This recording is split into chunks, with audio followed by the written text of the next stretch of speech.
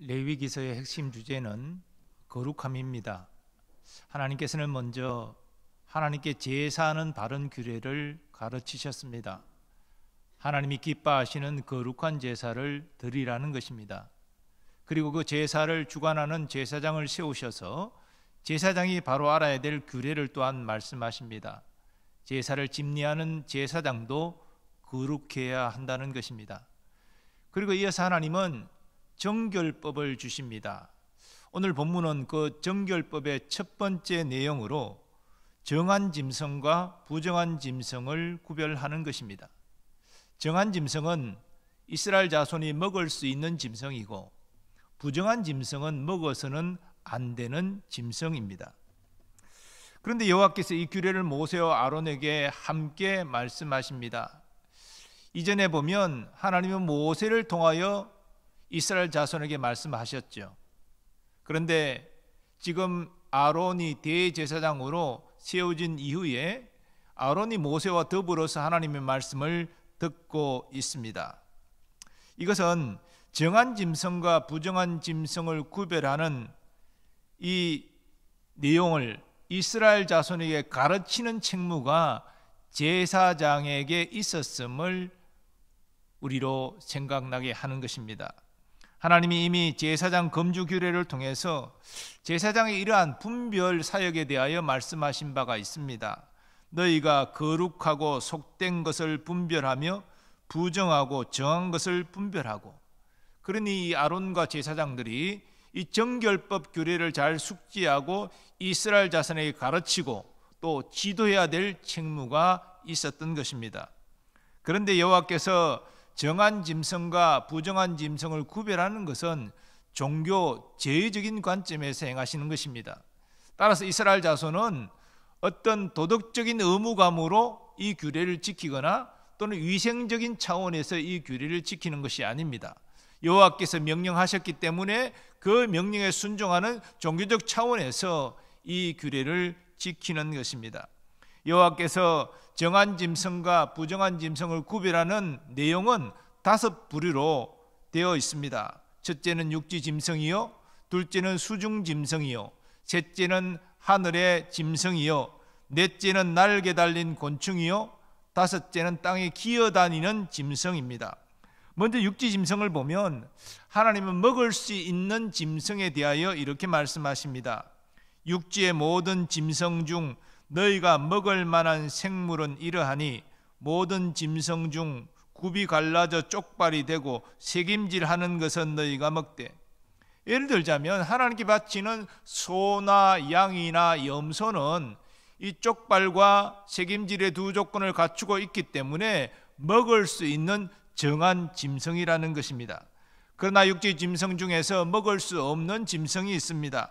새김질하는 것이나 굽이 갈라진 짐승 중에도 너희가 먹지 못할 것은 이러하니 낙타는 새김질은 하되 굽이 갈라지지 아니하였으므로 너희에게 부정하고, 사반도 새김질은 하되 굽이 갈라지지 아니하였으므로 너희에게 부정하고, 토끼도 새김질은 하되 굽이 갈라지지 아니하였으므로 너희에게 부정하고, 돼지는 굽이 갈라져 쪽발이로되 새김질을 못함으로 너희에게 부정하니 너희는 이러한 고기를 먹지 말고 그 죽음도 만지지 말라. 이것들은 너희에게 부정하니라.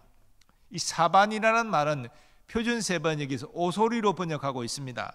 그러니까 낙타나 오소리, 토끼, 돼지 이런 것들은 굽이 발라지는 쪽발과 그리고 새김질이라는 두 조건을 동시에 만족하지 못하기 때문에 부정한 짐승이라는 것입니다. 먹을 수 없다는 것입니다.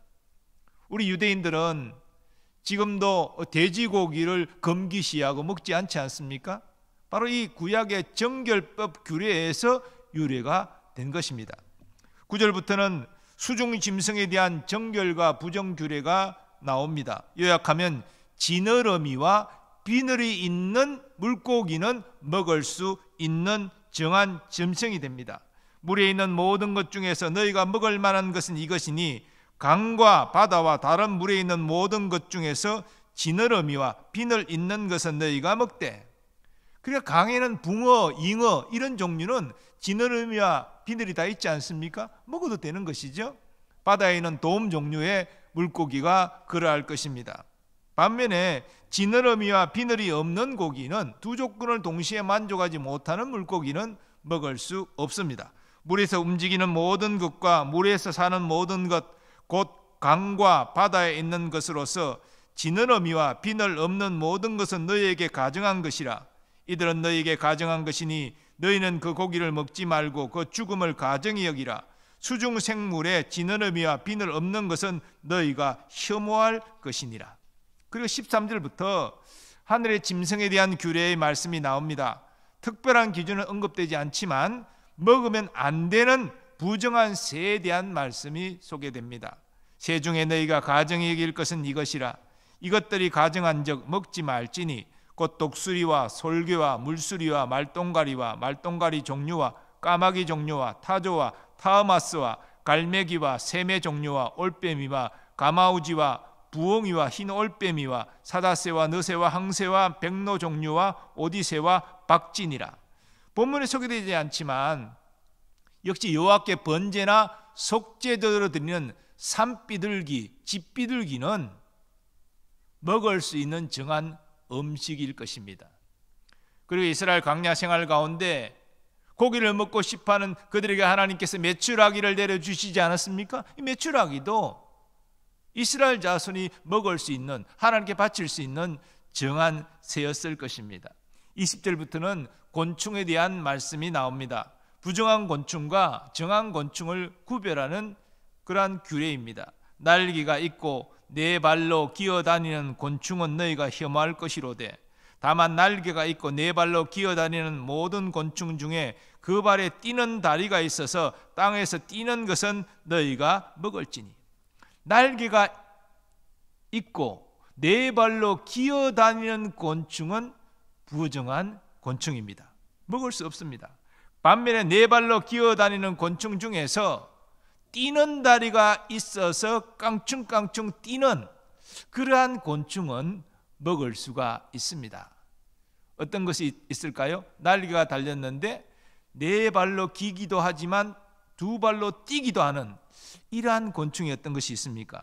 바로 메뚜기, 배짱이, 팥종이, 또 귀뚜라미, 이런 종류는 먹을 수 있는 곤충이 됩니다. 본래 곤충은 다리가 6개로 알려져 있잖아요. 근데 이 정한 곤충과 부정한 곤충을 구별하면서 다리 4개를 계속 말하는 이유가 무엇입니까? 본래 다리가 6개 있는데 4개는 기는 용도요, 2개는 뛰는 용도로 되어 있다는 것입니다. 그런데 이 뛰는 용도로 되어 있어야 할 다리가 뛰지 못하고 그것마저 기게 되는 곤충, 다시 말해서 뛰는 다리가 없는 곤충은 부정한 곤충이라는 것이죠. 그래서 먹을 수 없다라고 말씀하고 있는 것입니다. 그리고 29절부터 기어다니는 짐승에 대한 말씀이 나옵니다. 땅에 기는 길짐승 중에 4개 부정한 것은 이러하니 곧 두더지와 쥐와 큰 도마뱀 종류와 도마뱀 부치와 육지 아그와 도마뱀과 사막 도마뱀과 까멜레온이라. 이런 것들은 부정한 짐승이기 때문에 먹어서는 안 된다, 하나님께서 명하고 계십니다. 하나님은 정한 짐승과 부정한 짐승 이렇게 5 범주로 구별하여 말씀하신 후에 부정한 짐승의 사체와 접촉하는 자는 부정해진다라고 말씀합니다. 이런 것은 너희를 부정하게 하나니 누구든지 이것들의 죽음을 만지면 저녁까지 부정할 것이며 그 죽음을 옮기는 모든 자는 그 옷을 빨지니 저녁까지 부정하리라. 부정한 짐승의 사체와 접촉되면 접촉된 자는 부정해집니다. 그 사체를 옮기는 자도 접촉했기 때문에 역시 부정해집니다. 저녁까지 부정해진다는 것이죠. 그래서 그 옷을 빨아라, 그렇게 말씀하고 있습니다. 그런데 26절에부터 부정한 땅의 짐승의 사체와 접촉된 자에 대한 규례가 언급되는데요, 사실은 앞의 내용을 다시 반복하여 말씀하고 있는 것입니다. 앞에는 전체적으로 부정한 짐승의 사체와 접촉하지 말라, 접촉하면 부정해진다. 근데 26절에 다시 한 번 더 땅의 짐승의, 부정한 땅의 짐승의 사체와 접촉된 자가 부정해지는 이 규례를 다시 한번 말씀하시는 것은 아무래도 이스라엘 자손이 땅의 짐승과 가장 접촉할 가능성이 많기 때문에 특별히 다시 한번 강조하고 있는 것으로 보여집니다. 그리고 31절부터 하나님은 땅에 기는 부정한 짐승의 사체를 만지는 자는 역시 저녁까지 부정해질 것을 말씀하시고, 또 그 부정한 사체, 즉 땅에 기는 부정한 짐승의 사체에 접한 그릇과 의복과 그리고 가죽과 자루 이런 것들도 부정해진다, 그렇게 말씀하십니다. 그래서 물에 담그라, 물에 담그게 되면 다음 날에는 정하여진다, 이렇게 말씀하십니다. 그런데 그 부정한 짐승의 사체가 질그릇에 떨어지면 그 질그릇을 깨트리라 말씀하십니다. 왜 다른 것은 물에 담그면 다음 날 정하여지는데 질그릇은 정하여지지 않고 깨트려져야 됩니까? 이 질그릇이라는 것이 진흙으로 만든 그릇이잖아요. 그래서 이 사체의 균이 그 사이사이에 스며들 수 있습니다. 그리고 스며든 이 균은 물로도 깨끗이 씻을 수 없기 때문에 그 자체의 질그릇은 깨트려야 된다, 이렇게 말씀하고 있는 것이죠. 마찬가지로 진흙으로 만든 화덕이나 화로도 이 부정한 짐승의 사체와 접촉하면 깨트려야 됩니다. 같은 조건이 적용이 되는 것입니다. 36절은 샘물이나 물이 고인 웅덩이는 기어다니는 부정한 짐승의 사체로 인해 부정해지지 않는다 말합니다. 이 물은 흐르는 물이고 새로운 물로서 계속 채워지기 때문에 이미 접촉한 물은 흘러갔다는 것이죠. 그러므로 그 물은 정하다, 이렇게 말합니다. 그리고 기어다니는 부정한 짐승의 사체가 마른 곡식 종자에 떨어지면 정하지만 물을 머금은 종자에 떨어지면 그 종자가 부정해진다, 이렇게 말하고 있습니다. 그리고 하나님은 39절과 40절에서 정한 짐승의 사체를 만지는 자도 부정해진다고 말합니다. 앞에까지 부정한 짐승의 사체와 접촉한 자가 부정해진다라고 말씀하셨는데, 이제는 정한 짐승의 사체와도 접촉되면 부정해진다라고 말합니다. 너희가 먹을 만한 짐승이 죽은 때에 그 죽음을 만지는 자는 저녁까지 부정할 것이며, 그것을 먹는 자는 그 옷을 빨 것이요 저녁까지 부정할 것이며, 그 죽음을 옮기는 자도 그의 옷을 빨 것이요 저녁까지 부정하리라. 왜 그렇습니까? 부정한 짐승과 접촉된 자가 부정해진다라는 것은 이해할 만하지만, 정한 짐승, 먹을 수 있는 짐승의 사체와 접촉된 자도 부정해진다는 것은 무슨 의미입니까? 이 사체, 짐승이지만 이 죽음이라는 것은 죄의 결과를 반영하고 있다는 것이죠. 그러므로 그 죽은 짐승과 접촉된 자는 정한 짐승의 사체라 할지라도 부정해진다는 것입니다. 하나님이 모든 정한 짐승과 부정한 짐승의 규례를 주시는 이유를 이렇게 이어서 밝히십니다. 나는 여호와 너희의 하나님이라. 내가 거룩하니 너희도 몸을 구별하여 거룩하게 하고 땅에 기는 길짐승으로 말미암아 스스로 더럽히지 말라. 나는 너희 하나님이 되려고 너희를 애굽 땅에서 인도하여 낸 여호와라. 내가 거룩하니 너희도 거룩할지어다. 하나님께서 지금 정한 짐승, 부정한 짐승 규례를 말씀하시고, 정한 짐승은 너희가 먹을 수 있으나 부정한 짐승은 절대 먹어서는 안 된다, 이렇게 말씀하십니다. 이렇게 구별하는 것은요, 단지 이스라엘 자손이 이 규례대로 정한 짐승만 먹고 부정한 짐승은 먹지 않게 하려는 목적이 전부가 아닙니다. 하나님이 이렇게 종교 제의적인 관점에서 정한 짐승과 부정한 짐승을 구별하여 먹고 먹지 않고를 하나님이 말씀하시는 것은 결국은 하나님의 거룩함이라는 것은 이 타락한 세상과 구별되는 것이고, 그러므로 이스라엘 자손이 하나님처럼 구별된 거룩한 존재로 살아가야 됨을 깨닫게 하시는데, 그리고 그렇게 행하도록 하시려는데 그 목적이 있는 것입니다. 모세와 아론이 그러한 하나님의 뜻을 깨닫고 이스라엘 자손에게 이 정결법을 가르쳐서 그들을 거룩한 백성으로 이끌어 가라는 것입니다. 실로 하나님이 이스라엘 자손을 출애굽시키신 목적은 그들이 애굽의 압제 아래, 바로의 압제 아래 신음했기 때문에 그 소리를 듣고 그들을 고통해서 건져내기 위함이 전부가 아닙니다. 그리고 그들을 건져내어서 아브라함에게 약속한 젖과 꿀이 흐르는 가나안 땅으로 인도하여 드리는 것, 이것이 하나님의 전체 목적이 아닙니다. 물론 이스라엘 자손을 바로의 압제에서 고통 가운데 구원하시는 하나님 뜻이 있지요. 그리고 아브라함의 약속하신 가나안 땅으로 그들을 인도하는 하나님의 약속을 지키시는 이유도 있지요.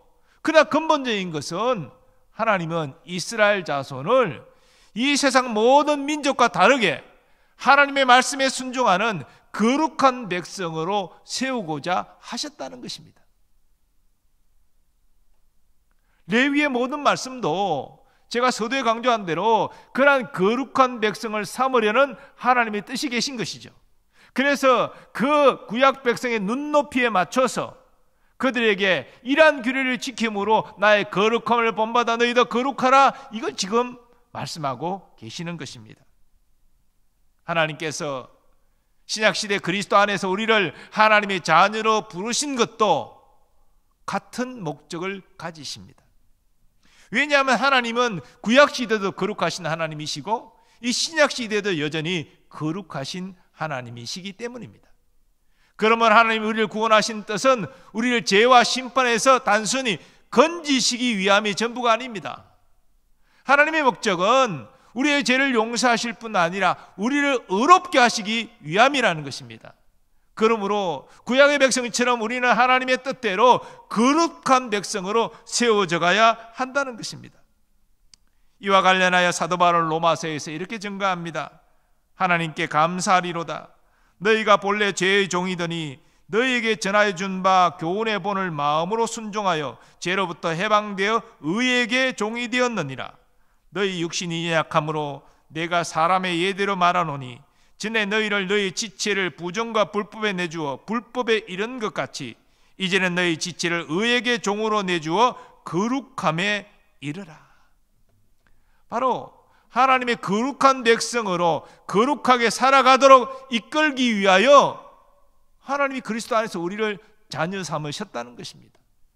그래서 성경은 선언합니다. 하나님의 뜻은 이것이니 너희의 거룩함이라. 그러므로 우리는 날마다 하나님의 거룩한 백성으로 성숙해 나가야 된다는 것이죠. 우리를 불법으로 내주는 것이 아니라 의에게 종으로 내주어서 바로 하나님이 기뻐하시는 거룩한 존재로 세워져 가야 한다는 것입니다. 그런데 오늘 우리가 이 거룩함에 이르기 위해서 이 정결법 규례, 이 규례를 따라서 정한 짐승과 부정한 짐승을 구별하고 정한 짐승만 먹고 부정한 짐승을 먹지 않고 그렇게 할 필요는 없습니다. 이와 관련하여 사도 바울은 이렇게 증거합니다. 어떤 음식물은 먹지 말라고 할 터이나 음식물은 하나님이 지으신 바니 믿는 자들과 진리를 아는 자들이 감사함으로 받을 것이니라. 하나님께서 지으신 모든 것이 선함에 감사함으로 받으면 버릴 것이 없나니 하나님의 말씀과 기도로 거룩하여짐이라. 초대교회 당시에 어떤 사람들은 율법에 아직 매여 있었기 때문에 이건 정한 음식이고 그래서 우리가 먹을 수 있고 이거는 율법이 금하는 부정한 음식이고 우리가 먹어서는 안 됩니다라고 생각했습니다. 그리고 그렇게 사람들에게 가르쳤습니다. 그러나 사도 바울은 음식물은 하나님이 지으신 것이니 감사로 받으면 버릴 것이 없다. 다 먹을 수 있다. 그렇게 지금 말하고 있는 것입니다. 그래서 오늘날 우리는 돼지고기를 다 먹지 않습니까? 물론 특별히 돼지고기를 싫어해서 안 먹는 사람이 있을 수 있겠지만 우리 그리스도인에게 돼지고기는 금기 음식이 아닙니다. 율법은 금했지만 주님께서는 금하지 않으셨습니다. 감사로 먹으면 버릴 것이 없다라고 말씀하고 있는 것이죠. 심지어 우상의 제물도 마찬가지입니다. 아니 우상이라는 게 본래 있습니까? 하나님의 다른 신이 있습니까? 없잖아요. 그러면 우상의 제물도 내가 담대한 믿음만 있으면 먹을 만한 믿음이 있으면 먹어도 된다는 것이죠. 또 구약 율법과 관련해서 우리가 한 가지 생각할 것은 소위 날과 달과 절기와 해를 지키는 것으로 거룩해지지 않는다는 것입니다. 이와 관련해서 사도 바울은 갈라디아 교회 성도들에게 이렇게 증거했습니다. 너희가 그때에는 하나님을 알지 못하며 본질상 하나님이 아닌 자들에게 종노릇하였더니 이제는 너희가 하나님을 알 뿐 아니라 더욱이 하나님이 아신 바 되었거늘 어찌하여 다시 약하고 천박한 초등학문으로 돌아가서 다시 그들에게 종노릇하려 하느냐. 너희가 날과 달과 절기와 해를 삼가 지키니 내가 너희를 위하여 수고한 것이 헛될까 두려워하노라. 이 날과 달과 절기와 해를 지킨다는 말의 의미가 무엇입니까? 매일매일 상번제를 드리는 것, 매달 첫째 날 소위 월삭의 제사를 드리는 것, 또 각종 유월절, 오순절, 그리고 장막절 같은 이런 절기를 지키는 것들, 그리고 희년을 지키고 안식년을 지키는 것들, 이런 것들을 말하는 것이지요. 그건 율법의 규정에 따라서 이스라엘 자손은 지켜야 되는 것입니다. 그러나 예수 그리스도가 오신 이후에 우리는 이러한 절기, 해와 달과 절기와 해를 지키는 것보다는 그것을 지키는 마음의 자세가 훨씬 더 중요하다는 것입니다. 우리가 예배를 드리지만, 주일 성수를 하지만 정말 하나님이 기뻐하시는 마음의 자세로 예배하지 않고 온갖 잡생각과 형식적으로 예배를 드린다고 할 때 우리의 마음의 중심을 보신 하나님께서 우리의 예배를 기뻐 받으시겠습니까? 그 예배가 거룩한 예배가 되겠습니까? 마음의 중심을 어떠한 자세로 하나님께 예배하느냐, 이것이 중요하다는 것입니다. 자, 그렇다면 이 신약시대 오늘 우리가 무엇을 통해서 거룩함에 이를 수가 있는 것입니까? 우리는 무엇을 통해 하나님의 거룩한 백성답게 살 수 있는 것입니까? 유일한 한 가지 길밖에 없습니다. 하나님의 말씀에 순종하는 것입니다. 이 성경 말씀에 순복하는 것입니다.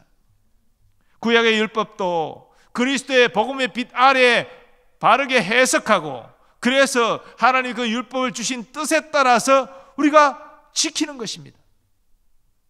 우리가 성경 말씀에 순종하면 우리는 하나님께 영광 돌리고 거룩한 백성답게 사는 것이 됩니다. 그러나 우리 육신의 욕심을 따라 살아가면 하나님의 영광을 가리게 되고 불의한 자로 살아가게 되는 것입니다. 이런 의미에서 우리는 사도 바울의 다음 권고를 유의해야 됩니다. 그런즉 너희가 먹든지 마시든지 무엇을 하든지 다 하나님의 영광을 위하여 하라. 우리 하나님 말씀에 순종한다는 것은요, 분명한 목적이 있습니다. 하나님의 영광을 위하여 하는 것입니다. 많은 사람들이 말씀에 순종한다라고 말하지만요, 하나님의 영광이 아니라 자기 영광을 위하여 순종합니다. 우리의 모든 말과 행실이 하나님을 기쁘시게 하는데 초점이 맞춰야 됩니다. 하나님께 영광이 되는지 안 되는지 여기에 맞춰져야 됩니다. 제가 오전 설교에도 잠깐 얘기했지만 이 주초 문제, 담배 피는 문제, 어떤 사람은 말합니다. 아니 성경에 담배 피지 말라라는 말이 어디 있어요? 없잖아요. 없는데 왜 우리가 담배 피는 것을 금해야 돼요? 이렇게 주장하는 사람도 있다는 것이죠. 자, 이런 경우에는 과연 담배를 피는 것이 하나님을 기쁘시게 하는 일이냐, 나를 기쁘게 하는 일이냐, 하나님께 영광 돌리는 일이냐, 내 만족을 위한 일이냐, 이걸 판단해 보면 답이 나오지 않습니까?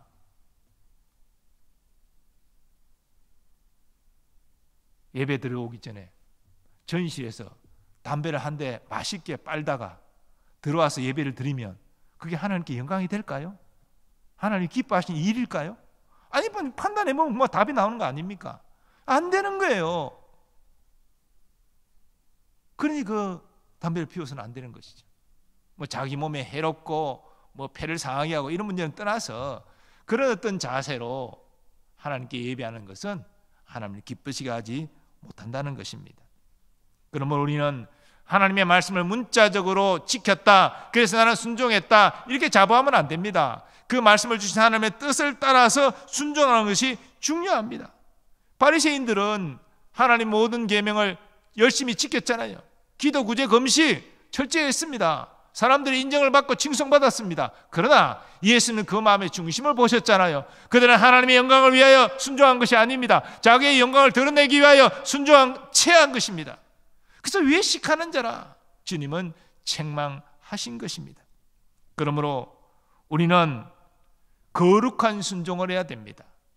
순종도요, 거룩한 순종이 있어요. 거룩하지 않은 순종이 있고. 자, 그러면 거룩한 하나님이 기뻐하시는 순종은 어떤 것입니까? 하나님의 은혜와 사랑을 알고 감사함으로 순종하는 것입니다. 나 같은 자가 하나님께 예배할 수 있음에 감사합니다. 내가 하나님께 이렇게 헌물할 수 있음에 감사합니다. 내가 주의 몸된 교회를 섬길 수 있음에 감사합니다. 이런 감사함으로 순종하는 자를 하나님이 기뻐 받으신다는 것이죠. 또한 우리는 사랑함으로 순종해야 됩니다. 하나님이 우리를 어떻게 사랑하셨습니까? 예수님이 나를 어떻게 사랑하셨습니까? 그 사랑을 깨닫고 누리는 자는 주님을 사랑함으로 순종한다는 것이죠. 여러분, 우리 순종이 힘든 이유는 사랑함이 부족하기 때문이라고 늘 말씀드리지 않습니까? 우리 남녀의 사랑도요, 깊어지면 정말 진실로 서로를 사랑하며 상대방을 위하여 헌신하고 상대방을 위하여 어떤 좋은 것을 사주고 아깝지 않습니다. 사랑하기 때문에 그렇죠. 남녀의 관계도 그렇는데 하나님과 우리의 관계는 어떻습니까? 하나님이 나를 이렇게 사랑하신 걸 알고 정말 하나님을 사랑하는 마음이 있다면 주의 말씀에 순종하는 것은 힘든 일이 아니에요. 즐거움이죠. 사랑하기 때문에 즐거움인 것입니다. 또한 우리는 믿음으로 순종해야 됩니다. 나의 힘으로 순종하는 것이 아닙니다. 하나님이 주신 믿음으로 순종하는 것이지요. 정말로 이성적으로는 이해할 수 없는 그러한 말씀일지라도, 때로는 내게 당장 손해가 될 것 같은 말씀일지라도 믿음을 가지고 그걸 극복해내고 궁극적으로 하나님이 합력하여 선을 이루어 주신다는 것을 신뢰하고 순종하는 것입니다. 이렇게 감사함으로, 사랑함으로, 믿음으로 순종할 때 거룩한 순종이 되는 것이고 하나님이 기뻐 받으시는 것입니다. 그래서 사랑으로 역사하는 믿음을 강조합니다. 그리스도 예수 안에서 할례나 무할례나 소용이 없으되 사랑으로서 역사하는 믿음뿐이니라.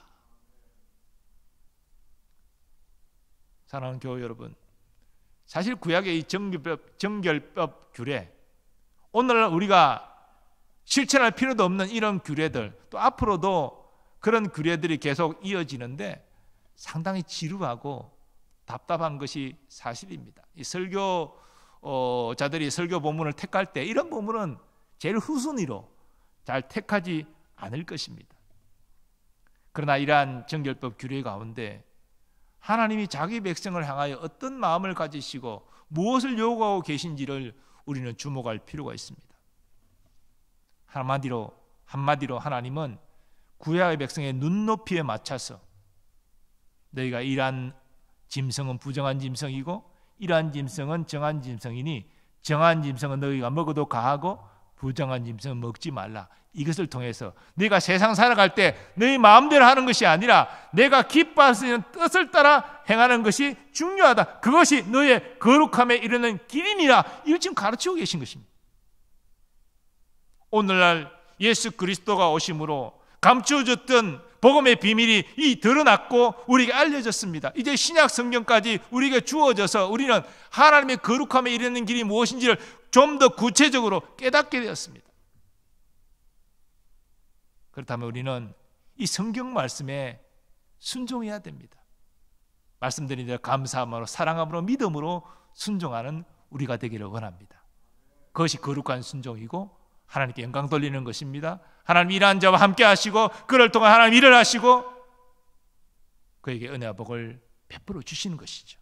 우리 모두 그러한 거룩한 백성 되기를 간절히 소원합니다. 아버지 하나님, 오늘 말씀을 통해서 하나님의 그 마음을 깨닫게 하시고 주의 말씀에 순종함으로 거룩한 백성으로 살아가게 하여 주옵소서. 예수님의 존귀하신 이름으로 기원하옵나이다. 아멘.